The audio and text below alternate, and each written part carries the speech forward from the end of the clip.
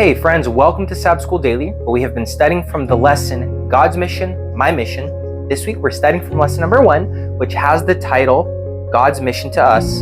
And today is Wednesday's lesson, which has the title, The God Who Continues to Be with Us. Now friends, we've been looking at the grand scheme, or the grand plan, that God instituted in the very beginning when He promised that someday someone would come. We talked about how He came, we talked about how He dwelt with us, and today we're talking about the fact that He is still with us. You know, at the end of the first century, the Christian church was facing a lot of problems. They were facing internal and external problems. Internally, there were several different false teachers that were coming, that were twisting up the words of Christ and of the apostles, and they were trying to trick them and deceive them into going down the wrong path. Externally, they were facing the persecution of the Roman Empire, where they were being cast into prisons, they were being killed for believing in Jesus Christ, believing in God. And so at the end of the first century, this church is now going through so many problems, and there is an additional problem. You see, there was a rumor that Jesus would come back before the death of John, the Apostle John. You'll find that rumor at the very end of the book of John, where Peter, in a very selfish moment, when he hears about the way that he's going to die, he looks around. Have you ever heard that misery likes company, right? So that's where you see that he had just heard that he was going to die in a very bad way. And he looks around, sees John, and says, well, what about him? Is he going to die just like me? And what Jesus answers is, it doesn't matter. What does it matter to you? If I want, he can stay alive until I come back. And so the text tells us that a rumor went around in the church that John would not die before Jesus came back. However, that was just a rumor. And if you really think about it, who was the one that spread the rumor? I mean, other than Jesus and John, who else was there? It was Peter. So Peter opened his big mouth and he spread that rumor. And that was something that they were going through, because at this point, all the apostles had died and only John was alive. He was very old. He was about to die. And the church was thinking, well, did we believe wrong? Was everything that we believed wrong? What is going to happen to us now? Our last link to Jesus is about to go. What will happen to us? And here we're being persecuted from externally, right? We're being persecuted by the Roman Empire. And here we're facing all of these several internal problems. What's going to happen? And so the Apostle John, he writes the last book of the Bible to be written, which is the Gospel of John. Gospel of John was most probably written after the book of Revelation.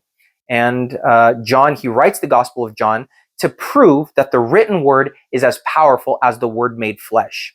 That the permanence, the company of Jesus Christ, it didn't abandon them. That they still had the presence of Christ until the very end of the age. And that's what you'll find John chapter 1, verse 14, for example, that tells us that the Word became flesh and He dwelt among us and we beheld the glory of God.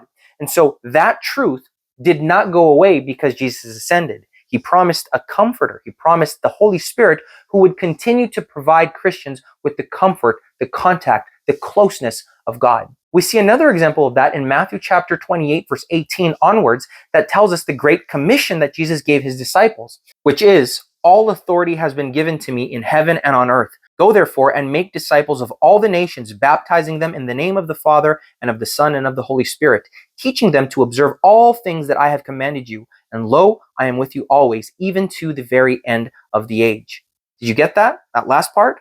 I am with you always, even to the very end of the age. There is a common belief among many Seventh-day Adventists that after the close of probation, when there is no more intercessor in the holy temple up in heaven, that they will then be alone, that they will be abandoned, and that they will have to go through that period of time without anyone.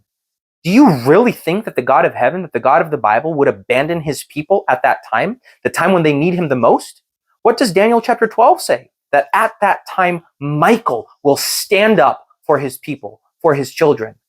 So be very careful with how you understand these moments. The fact that Jesus isn't interceding anymore doesn't mean that He's abandoning us. It's the contrary. He isn't interceding anymore because He's coming to get us, because that's what's happening at that moment. Don't think that Christ will abandon you in the moment where you most need Him, when this world will be going through the greatest crisis that it has ever seen. Christ will be with His people. The Bible promises that. Here we just saw that. Lo, I am with you even to the end of the age. Well, wouldn't that be a lie if He abandons us, if He's not with us anymore?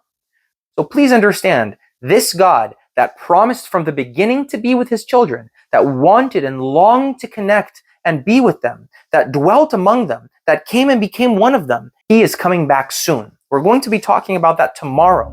But today's lesson, it emphasizes the fact that He continues to be with us. He has never abandoned us. May God bless you as you study your lesson, and I hope that He reveals to you day by day this very reality.